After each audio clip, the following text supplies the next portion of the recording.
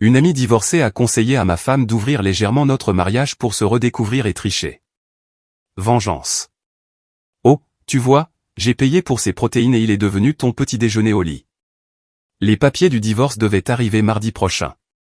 À la place, j'ai trouvé la sœur de ma femme, Karen, vivant dans notre chambre d'amis avec ses 3 enfants et un petit ami que je n'avais jamais rencontré, mangeant des céréales dans les bols en porcelaine de ma grand-mère comme si elle était propriétaire de toute la maison. Bonjour, Eugène, a dit Karen sans lever les yeux de son téléphone. J'espère que ça ne te dérange pas qu'on ait utilisé la belle vaisselle. Les enfants faisaient encore les difficiles pour le petit déjeuner. Je suis resté là, dans mes vêtements de travail, un uniforme de technicien HVAC graisseux qui sentait le réfrigérant et la déception, regardant cette femme qui n'avait jamais travaillé un jour de sa vie traiter ma maison comme son hôtel personnel. Le petit ami, un type tatoué dans la trentaine portant un débardeur qui laissait voir des tatouages de prison, m'a fait un signe de tête comme si nous étions de vieux amis. « Qui diable es-tu » lui ai-je demandé directement. « C'est Derek » a répondu Karen pour lui. « Il reste avec nous pendant un certain temps. » Bernice a dit que c'était d'accord. Bien sûr qu'elle l'avait dit. Ma femme, Bernice, prenait des décisions sans moi depuis des mois maintenant. Depuis qu'elle avait commencé son obsession pour le crossfit et qu'elle traînait avec ses nouveaux amis de la salle de sport, j'étais devenu un bruit de fond dans ma propre maison. « Où est Bernice » ai-je demandé en regardant ma montre. 7h30 du matin, et ma femme était introuvable. « Séance d'entraînement matinale avec 3, a dit Karen, toujours sans lever les yeux. Elle sera de retour vers 9h. 3, le nom qui apparaissait dans les conversations depuis des semaines maintenant. 3 l'entraîneur. 3 le motivateur.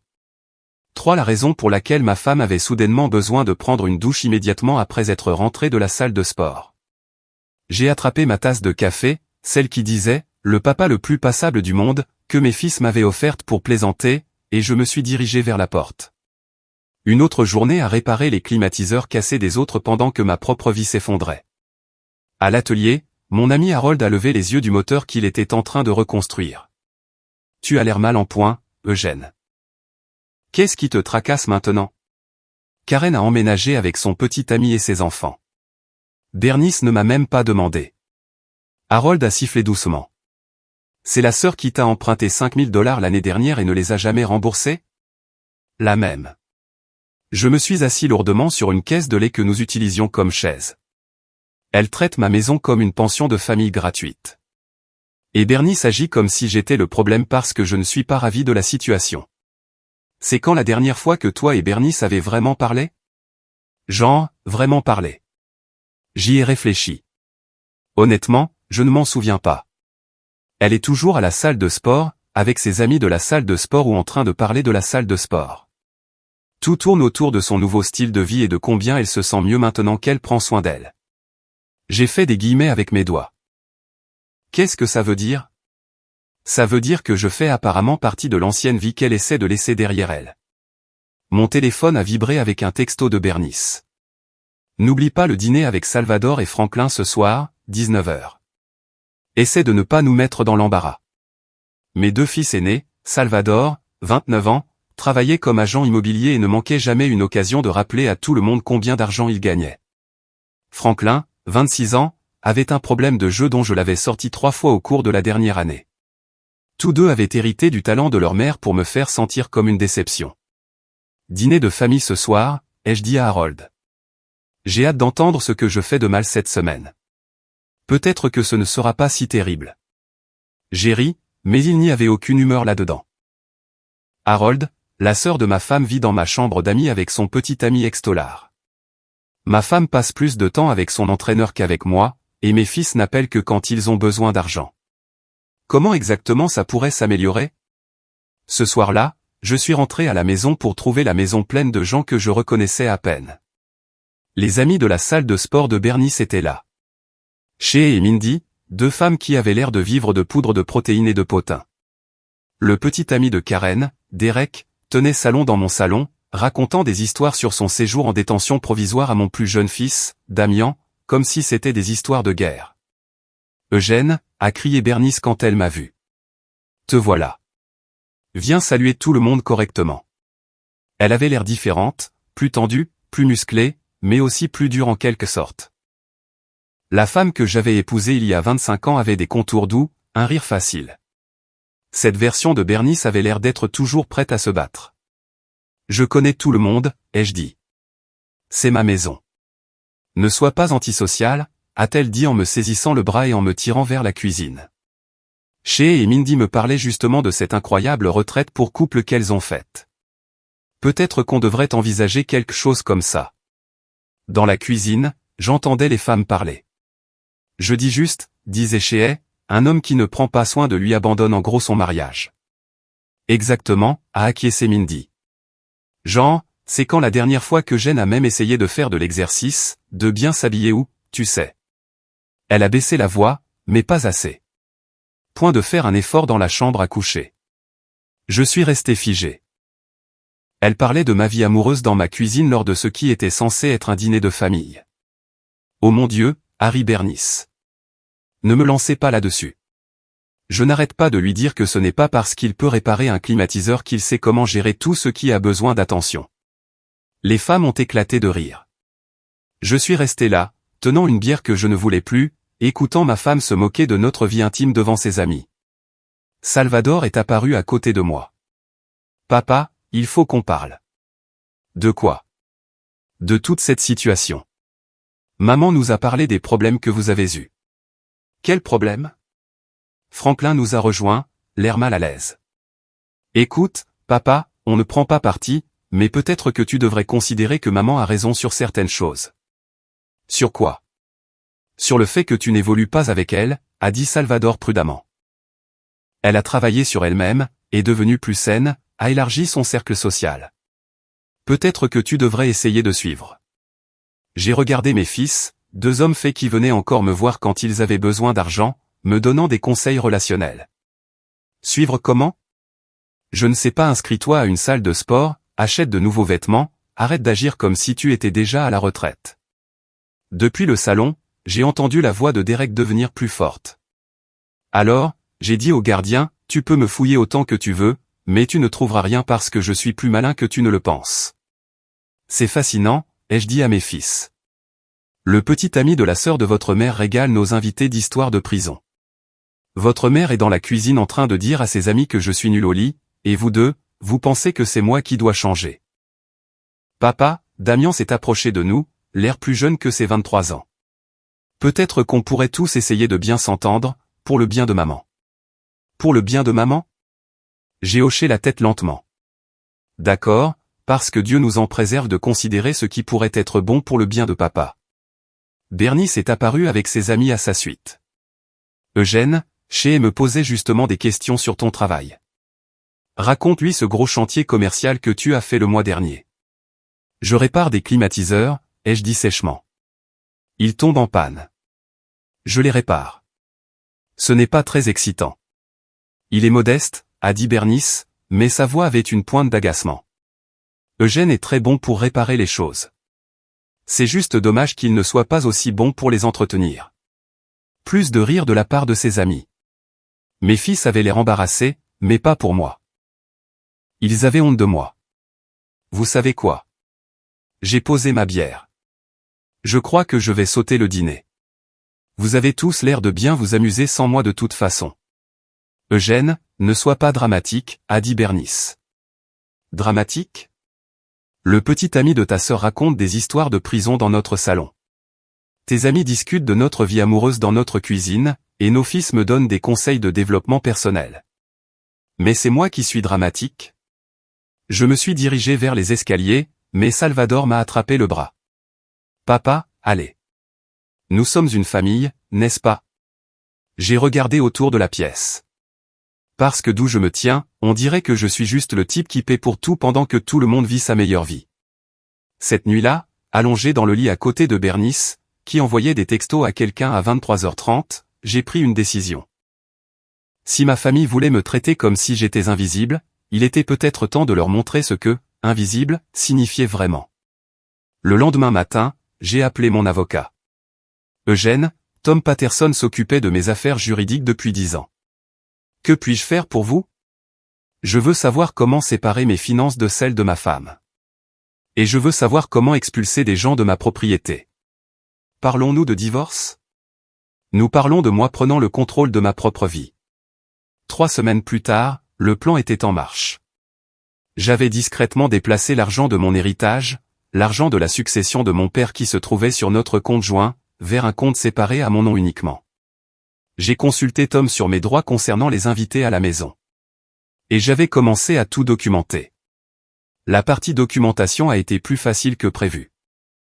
Le petit ami de Karen, Derek, avait des mandats d'arrêt pour pension alimentaire impayés. Karen elle-même devait des arriérés d'impôts dans 2 États. Les amis de la salle de sport de ma femme avaient posté des photos de leur soirée entre filles qui les montraient buvant et conduisant. Et Bernice, eh bien, Bernice avait été négligente pour couvrir ses traces avec 3. J'ai trouvé les messages textes sur notre iPad partagés. Des mois de messages.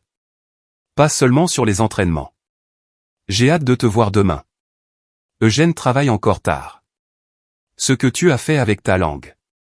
J'y ai pensé toute la journée. Il ne remarque même plus quand je rentre tard. C'est comme si j'étais marié à un fantôme. Un fantôme? C'est ce que j'étais pour ma propre femme.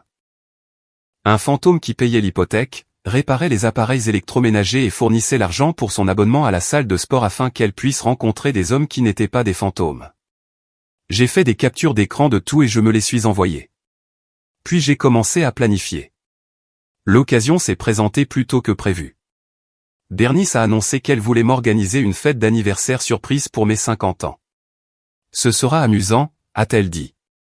Juste la famille et quelques amis. Rien de trop fou. Je ne veux pas vraiment de fête. Allez, Eugène. C'est quand la dernière fois qu'on a célébré quelque chose? Ce sera bon pour nous. Elle semblait presque impatiente, ce qui aurait dû être mon premier signal d'alarme. Bernice n'avait été impatiente de rien m'impliquant depuis des mois. La fête était prévue pour le samedi soir à la brasserie Murphy S, un endroit local avec une salle privée à l'arrière. Quand je suis arrivé, la salle était bondée de gens que je connaissais à peine. Le groupe de la salle de sport de Bernice était là en force, avec Karen et Derek, mes 3 fils et quelques voisins. Surprise, a crié tout le monde, mais l'enthousiasme semblait forcé. 3 étaient là. Je l'ai reconnu sur les photos que Bernice avait sur son téléphone. Grand, très tatoué, portant un t-shirt moulant qui mettait en valeur son physique de crossfit. Il m'a serré la main comme si nous étions de vieux amis. Eugène, joyeux anniversaire, mec. Bernice parle tout le temps de toi. Je parie qu'elle le fait, ai-je pensé. La soirée a commencé assez normalement. Les gens se sont mélangés, ont bu de la bière, ont fait la causette, mais à mesure que l'alcool coulait, la conversation est devenue plus lâche et plus méchante. Discours, discours, a crié quelqu'un. Salvador s'est levé, une bière à la main. J'aimerais dire quelques mots sur mon père. Ça y est, ai-je pensé. Papa, tu as toujours été fiable, a commencé Salvador. Tu es là, tu fais ton travail, tu paies tes factures. Tu es comme un appareil électroménager vraiment fiable. Rire de la foule, pas des rires chaleureux.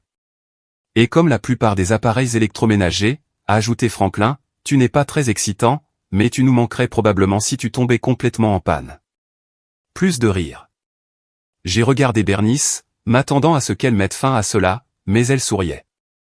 En parlant de tomber en panne, a crié Chéet, Bernice nous racontait ta tentative de romance le mois dernier. Le dîner que tu as préparé. Oh mon Dieu, a ri Bernice. Il a essayé de cuisiner ce repas élaboré, mais il a tout brûlé. Le détecteur de fumée s'est déclenché 3 fois. Les voisins ont appelé pour s'assurer que la maison n'était pas en feu. Et puis, a ajouté Mindy, il a essayé d'être tout romantique après, mais... Mais quoi, ai-je demandé, ma voix coupant les rires. La salle est devenue silencieuse. Mindy a regardé Bernice, qui a agité la main d'un air dédaigneux. C'est bon. Il sait qu'il n'est pas exactement Casanova, a dit Bernice. Je veux dire, après 25 ans, nous sommes pratiquement des colocataires de toute façon. Colocataires, ai-je répété. Tu sais ce que je veux dire, a-t-elle dit rapidement. Nous sommes à l'aise l'un avec l'autre. À l'aise? Je me suis levé lentement. C'est comme ça qu'on appelle ça? La salle était maintenant d'un silence de mort. Tout le monde me regardait, attendant de voir ce que l'appareil fiable allait faire. Vous savez ce qui est drôle, ai-je dit en regardant autour de la pièce. Je suis venu ici en pensant que c'était une fête d'anniversaire, mais en fait c'est un roast.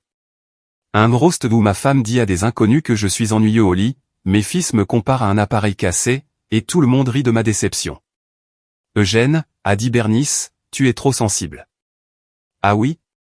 J'ai sorti mon téléphone et j'ai ouvert les captures d'écran que j'avais enregistrées. Parce que je me disais que je devrais peut-être être plus sensible, plus attentif à ce qui se passe réellement autour de moi. J'ai levé le téléphone pour qu'elle puisse voir ses propres messages textes à l'écran. La couleur a quitté son visage. Qu'est-ce que c'est que ça? A-t-elle demandé doucement. Ce sont tes messages textes avec 3, ici, ai-je dit assez fort pour que tout le monde entende. Ceux où tu dis à quel point tu apprécies sa langue, comment je suis comme un fantôme et à quel point il est facile de se faufiler dans mon dos. La salle a explosé. Les gens haletaient, parlaient les uns par-dessus les autres, sortaient leur propre téléphone pour enregistrer ce qui se passait. 3 s'est avancé. Et mec, je pense que tu te méprends. Est-ce que je me méprends sur celui-ci? J'ai lu depuis le téléphone. Eugène travaille tard encore. Viens vers 20h. On aura au moins 2 heures avant que je doive faire semblant d'être fatigué. Bernice s'est jetée sur mon téléphone, mais j'ai reculé. Ou celui-ci, je n'arrive pas à croire que j'ai perdu 25 ans avec quelqu'un qui pense que les préliminaires, c'est de demander si je suis prête. Arrête ça, a crié Bernice. Arrête de lire ça. Pourquoi, ai-je demandé. Tu ne semblais pas dérangé de partager des détails sur notre vie amoureuse avec tes amis. Je pensais que tout le monde était intéressé par mes affaires personnelles. Mes fils regardaient leur mère, choqués. Salvador avait l'air d'avoir la nausée. Franklin reculait vers la porte. Même Damian, qui essayait toujours de maintenir la paix, avait l'air horrifié. Papa, a dit Salvador doucement. Peut-être qu'on devrait tous rentrer à la maison. À la maison? J'ai ri, et ce n'était pas un son agréable. Tu veux dire la maison où ta tante et son petit ami vivent sans payer de loyer? La maison où ta mère amène son amant quand je suis au travail? Cette maison-là? J'ai regardé autour de la pièce toutes ces personnes qui se moquaient de moi il y a 5 minutes. Vous savez quelle est la meilleure partie? Vous pensez tous que je suis pathétique. Le mari ennuyeux, le père décevant, l'appareil fiable. Mais au moins, je ne suis pas une femme infidèle, un petit ami parasite ou des hommes faits qui ont encore besoin que papa paie leurs factures. Je me suis dirigé vers la porte, puis je me suis retourné. Au fait, Bernice, j'ai déplacé l'argent de mon héritage sur un compte séparé ce matin. Karen et son petit ami ont jusqu'à dimanche pour trouver un autre endroit où vivre. Et 3, je l'ai regardé droit dans les yeux, ma femme est tout à toi. Rappelle-toi juste que si elle te trompe avec toi, elle te trompera toi aussi. Je les ai tous laissés là, debout dans un silence stupéfait. Mais ce n'était que le début. Le lendemain matin, je me suis réveillé avec 17 appels manqués et 43 messages textes. Bernice avait apparemment passé la nuit chez et tout le monde voulait parler. Mes fils voulaient savoir si j'étais sérieux au sujet de leur couper les vivres. Karen voulait savoir si j'étais sérieux au sujet de son expulsion. Bernice voulait savoir si nous pouvions arranger les choses. Je les ai tous ignorés et je suis allé travailler. Harold m'a regardé et a souri. Tu as l'air d'un homme qui a brûlé sa propre maison et qui a apprécié de la regarder brûler. Quelque chose comme ça. Tu veux en parler? Je lui ai tout raconté. La fête, les messages textes, la confrontation. Quand j'ai eu fini, Harold est resté silencieux un long moment. Alors, quel est le plan? A-t-il demandé. Le plan? Eugène, tu viens de déclarer la guerre à toute ta famille. Tu ferais mieux d'avoir un plan pour la suite. Il avait raison. J'avais agi sur un coup de tête à la fête, mais maintenant, je devais penser stratégiquement. Ces gens avaient profité de moi pendant des années, me traitant comme si je n'étais rien. Il était temps de leur montrer exactement à quel point rien, je pouvais être. J'ai commencé avec Karen. Le dimanche matin, je me suis présenté à la maison avec un avis d'expulsion et 2 policiers. Tu ne peux pas faire ça, a crié Karen depuis le porche. Bernice a dit qu'on pouvait rester. Bernice n'est pas propriétaire de cette maison, ai-je dit calmement. Moi si. Vous avez 2 heures pour faire vos valises et partir. Derek est sorti torse nu, essayant d'avoir l'air intimidant. C'est n'importe quoi, mec. On n'a nulle part où aller. Ce n'est pas mon problème, ai-je dit. Tu as des mandats d'arrêt en suspens, Derek. Je te suggère de te concentrer sur tes bagages plutôt que de discuter avec moi. L'un des policiers s'est avancé. Monsieur, est-ce vrai pour les mandats? L'attitude de dur de Derek s'est immédiatement effondrée. En 1 heure, la famille de Karen chargeait ses affaires dans un U-Haul pendant que Derek essayait d'éviter de croiser le regard des flics. Tu es sans cœur, m'a dit Karen en portant la dernière boîte au camion. La famille est censée s'entraider. Tu as raison, ai-je dit.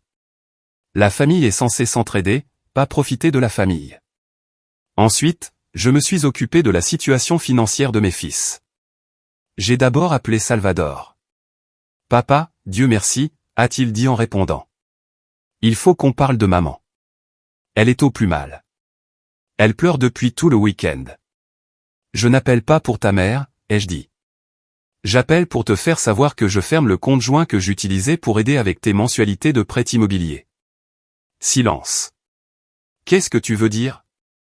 Je veux dire qu'à partir du mois prochain, tu devras payer l'intégralité de tes mensualités par toi-même.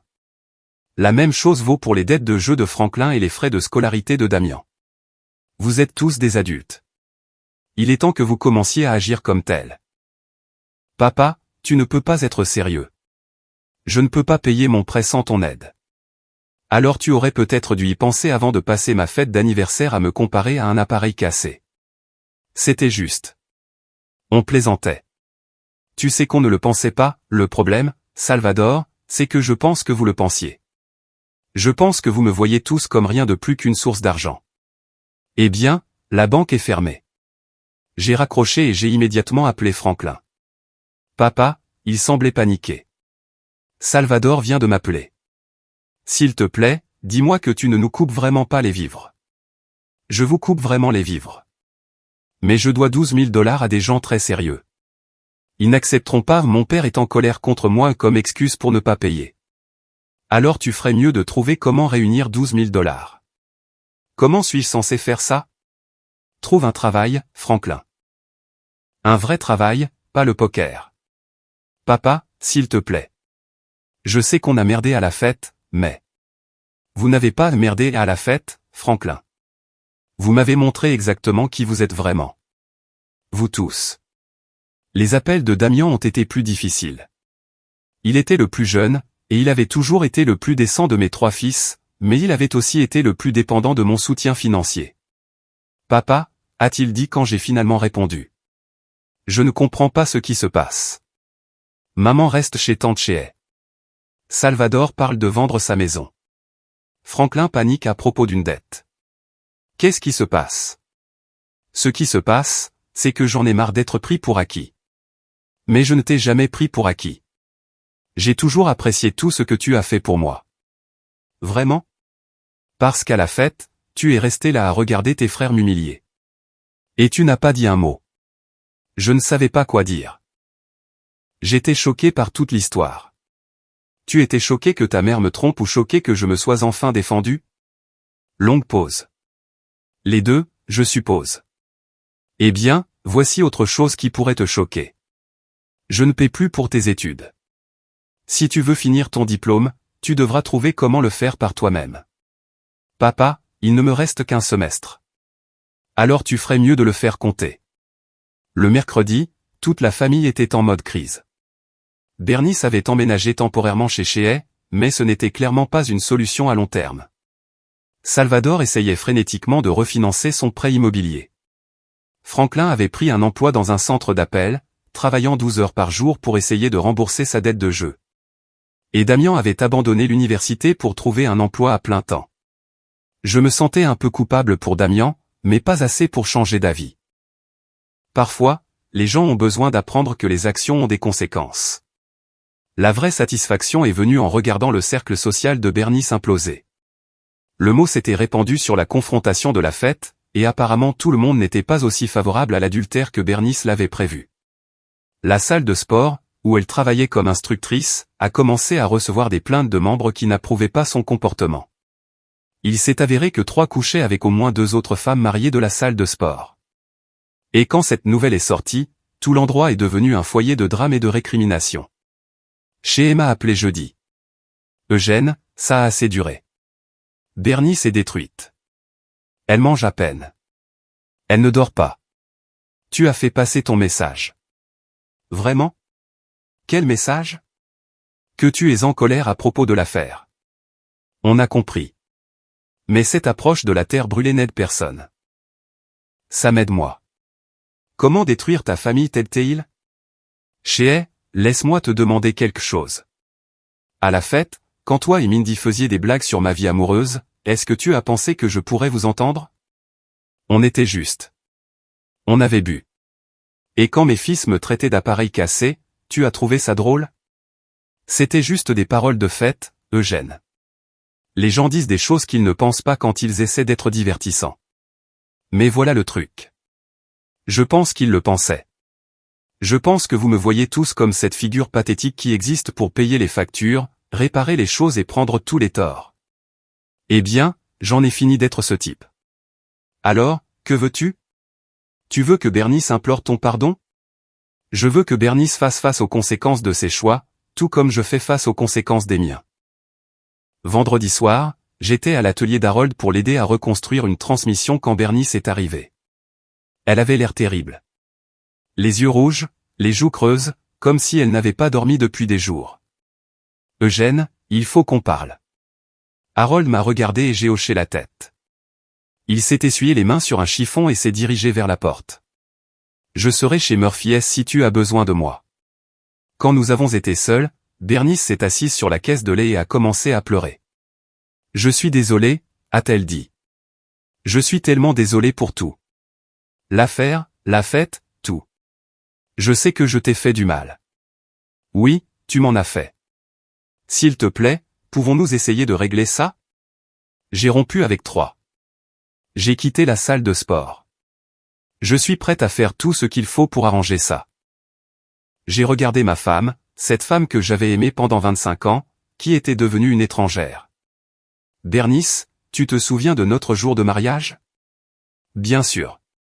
Tu te souviens de ce que tu as dit dans tes vœux, sur le fait de m'honorer et de me chérir? Elle a hoché la tête, des larmes coulant sur son visage. Quand as-tu arrêté? Quand suis-je devenu quelqu'un dont tu pouvais te moquer devant tes amis? Quand suis-je devenu si peu important que tu pouvais me tromper et penser que je ne le remarquerais pas? Je ne sais pas, a-t-elle murmuré. Je ne sais pas quand c'est arrivé. J'avais l'impression que nous étions des étrangers vivant dans la même maison. Comme si nous faisions juste semblant. Alors au lieu de m'en parler, tu as décidé d'en parler à 3, sans tes vêtements. Ce n'était pas censé arriver. C'est juste. Ça a commencé comme une amitié et puis tu as décidé que j'étais un loser si pathétique que je ne le découvrirais jamais, ou que même si je le découvrais, je serais trop faible pour faire quoi que ce soit. Elle m'a regardé avec quelque chose qui ressemblait à de la surprise. Tu es différent. Je suis la même personne que j'ai toujours été. La différence, c'est que je ne fais plus semblant. Semblant de quoi? Semblant que ça me va d'être traité comme une ordure par les gens qui sont censés m'aimer. Nous sommes restés assis en silence pendant quelques minutes. Finalement, Bernice a repris la parole. Qu'est-ce que tu veux de moi? Je veux que tu comprennes qu'il y a des conséquences à tes actions. Tu m'as humilié devant nos amis et notre famille. Tu m'as trompé pendant des mois. Tu m'as fait sentir que je ne valais rien. Je sais. Et je suis désolé. Désolé et ne répare rien, Bernice. Désolé et n'efface pas les dégâts. Alors qu'est-ce qui le peut? Qu'est-ce que je peux faire pour arranger ça? Je l'ai regardé un long moment. Je ne pense pas que tu puisses. La confrontation finale a eu lieu le samedi suivant. J'étais à la maison, profitant du calme et de la tranquillité de ma maison vide, quand j'ai entendu des voitures s'arrêter dans l'allée. Par la fenêtre, j'ai vu Bernice sortir de la voiture de chez elle, suivie de Salvador, Franklin et Damien. Ils venaient clairement pour une sorte d'intervention. J'ai ouvert la porte avant qu'ils ne puissent frapper. Réunion de famille? Ai-je demandé. Salvador s'est avancé, essayant de prendre les choses en main. Papa, il faut qu'on parle. Toute cette situation a dégénéré. Vraiment? Tu es en train de tout détruire, a dit Franklin. Maman est au plus mal. On a tous des difficultés financières. Toute la famille s'effondre. Perspective intéressante, ai-je dit. Entrez. Ils sont entrés dans mon salon et se sont assis comme s'ils organisaient une intervention, ce que, je me suis rendu compte, ils faisaient probablement. Papa, a dit Damian, on sait tous que tu as le droit d'être en colère. Ce que maman a fait était mal, et la façon dont on s'est comporté à la fête était mal, mais cette histoire de punition est allée trop loin. Punition? Nous couper les vivres, expulser tante Karen, refuser de parler à maman, a énuméré Salvador. Tu essaies de nous punir tous. Non, ai-je dit. Je n'essaie pas de vous punir. J'essaie de me sauver. Te sauver de quoi? D'être invisible dans ma propre vie. J'ai regardé leur visage. Ma femme, mes 3 fils, les personnes qui étaient censées compter le plus pour moi dans le monde. Voulez-vous savoir quelle a été la pire partie de cette fête, ai-je demandé. Ce n'était pas de découvrir l'affaire. Ce n'était même pas d'être humilié devant tous ces gens. Le pire, c'était de réaliser qu'aucun de vous ne me voit comme une vraie personne. Ce n'est pas vrai, a protesté Bernice. Ah non, Bernice? C'est quand la dernière fois que tu m'as demandé comment s'était passée ma journée? Pas si j'avais réparé quelque chose ou si j'avais déposé mon chèque de paie, mais si tu m'as réellement demandé comment j'allais. Elle a ouvert la bouche, puis l'a refermée. Salvador, c'est quand la dernière fois que tu m'as appelé juste pour parler? Pas pour demander de l'argent, pas pour te plaindre de quelque chose, juste pour prendre des nouvelles de ton vieux. Salvador avait l'air mal à l'aise. Franklin, peux-tu me dire une seule chose sur ma vie qui n'implique pas de te sortir du pétrin? Franklin fixait le sol. Damian, tu es le seul qui ait jamais montré un quelconque intérêt pour moi en tant que personne, mais même toi, tu n'appelles que quand tu as besoin de quelque chose. Papa, a dit Damian doucement. Ce n'est pas juste. Ah non? Pensez Y, réfléchissez Y vraiment. Quand est-ce que l'un de vous m'a traité comme si j'avais de l'importance pour autre chose que ce que je pouvais fournir? La pièce était silencieuse. Vous voulez savoir pourquoi j'ai coupé les vivres? Parce que c'est tout ce que j'étais pour vous, une source d'argent. Vous voulez savoir pourquoi je n'essaie pas de sauver mon mariage? Parce que je n'étais pas un mari, j'étais un colocataire qui payait les factures pendant que ma femme trouvait de l'excitation ailleurs. Je me suis levé et j'ai marché jusqu'à la fenêtre, regardant la rue où j'avais vécu pendant 15 ans. J'ai passé 25 ans à essayer d'être un bon mari et un bon père. J'ai fait des heures supplémentaires pour payer les cours d'immobilier de Salvador. J'ai sorti Franklin de ses dettes encore et encore. J'ai payé les études de Damian. J'ai réparé tout ce qui était cassé. J'ai payé toutes les factures à temps. Je me suis présenté à chaque anniversaire, fête et événement scolaire. Je me suis retourné pour leur faire face. Et qu'est-ce que j'ai eu en retour? Une femme qui m'a trompé parce que j'étais ennuyeux et des fils qui trouvaient drôle de me comparer à un appareil cassé. Vous m'avez tous pris pour acquis. Et quand je me suis enfin défendu, vous agissez comme si c'était moi qui avais tort. Nous ne voulions pas te prendre pour acquis, a dit Salvador. Mais vous l'avez fait, pendant des années. Et la seule raison pour laquelle vous êtes ici maintenant, c'est que vous voulez que je redevienne le type qui paie pour tout et ne demande rien en retour. Ce n'est pas vrai, a dit Bernice. Je suis ici parce que je t'aime. Vraiment? Ou aimes-tu la sécurité que je fournis? Parce qu'il y a une différence. Elle n'a pas répondu. Voici ce qui va se passer, ai-je dit. Bernice, je demande le divorce. Tu peux avoir la moitié des biens matrimoniaux comme l'exige la loi, mais la maison est à moi. C'est mon héritage qui l'a payé. Tu devras trouver un autre endroit où vivre. Eugène. Je n'ai pas fini. Salvador, Franklin, Damian, vous êtes tous des adultes. Il est temps que vous commenciez à agir comme tel. Je ne suis plus votre banque personnelle. Si vous voulez une relation avec moi, elle sera basée sur le respect mutuel, pas sur la dépendance financière. Papa, s'il te plaît, a dit Franklin. Je ne peux pas m'en sortir sans ton aide. Alors tu ferais mieux de trouver comment t'en sortir, parce que l'alternative est d'apprendre à vivre sans moi entièrement. J'ai marché jusqu'à la porte d'entrée et je l'ai ouverte. Je pense que cette conversation est terminée. Ils sont sortis lentement, Bernice en pleurant, mes fils l'air abasourdi. Alors qu'ils atteignaient leur voiture, Salvador s'est retourné. Papa, et si on n'y arrive pas? Et si on ne peut pas s'en sortir sans ton aide? Alors vous échouerez, ai-je dit. Et peut-être que l'échec vous apprendra quelque chose que le succès ne vous a jamais appris. J'ai fermé la porte et je l'ai verrouillée. 6 mois plus tard, j'étais un homme différent vivant une vie différente. Le divorce était finalisé, et Bernice avait déménagé dans une autre ville pour recommencer à zéro. Salvador avait réussi à garder sa maison en prenant un colocataire et en travaillant le soir dans un deuxième emploi. Franklin s'était sevré du jeu et remboursait lentement ses dettes. Damian avait terminé son dernier semestre en contractant des prêts étudiants et travaillait maintenant comme enseignant. Aucun d'eux ne m'avait parlé depuis 3 mois. Ça m'allait. J'avais vendu la maison et acheté un logement plus petit de l'autre côté de la ville. J'avais commencé à fréquenter une femme nommée Carole qui travaillait à la bibliothèque et qui me trouvait intéressant. Je m'étais mis à la menuiserie et j'avais rejoint un club de randonnée. Pour la première fois depuis des années, j'avais l'impression de vivre ma propre vie au lieu de simplement financer celle des autres. Harold est passé un samedi après-midi et m'a trouvé en train de construire une étagère dans mon garage. « Tu as l'air bien », a-t-il dit. « Heureux ? » « Je suis heureux. » « Des regrets ? » J'y ai réfléchi. Je regrette d'avoir mis si longtemps à réaliser ce qui se passait. Je regrette de les avoir laissés me traiter de cette façon pendant tant d'années. Et d'avoir perdu ta famille, Harold ? Ce n'était pas ma famille. C'étaient des gens qui se trouvaient être mes parents, qui me voyaient comme une ressource à exploiter. Ma vraie famille, si j'en ai une un jour, sera composée de gens qui se soucient réellement de moi en tant que personne. Tu penses que l'un d'eux reviendra ? Peut-être Damian. Il a le meilleur cœur du groupe. Mais honnêtement, je ne retiens pas mon souffle. Et s'ils ne le font pas, alors je saurai que j'ai fait le bon choix. Alors Carole partait, je suis retourné travailler sur l'étagère. C'était une belle pièce. Chêne massif, joints ajustés à la main, construite pour durer, comme la vie que je me construisais. Solide, soigneusement construite et conçue pour supporter les choses qui comptaient vraiment. Mon téléphone a sonné. J'y ai jeté un coup d'œil et j'ai vu le nom de Damian à l'écran. J'ai hésité un instant, puis j'ai répondu. « Salut, papa. » Damian.